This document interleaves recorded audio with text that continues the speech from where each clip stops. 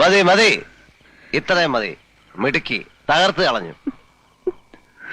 ജയിച്ചു അല്ലേ? അങ്ങനല്ലേ പാടുള്ളൂ.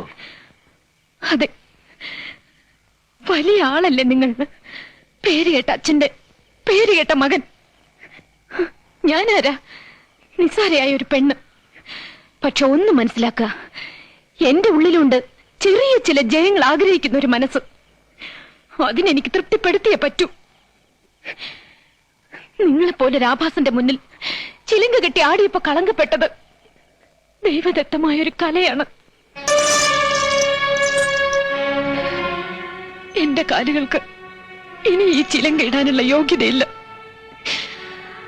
ഉള്ളിൽ 1000 മുള്ളു കുത്തിയിറങ്ങുന്ന വേദനയിലും എനിക്ക് സന്തോഷിക്കാൻ ഞാനിതിവിടെ ഉപേക്ഷിക്കുകയാണ് എന്നേക്കുമായി.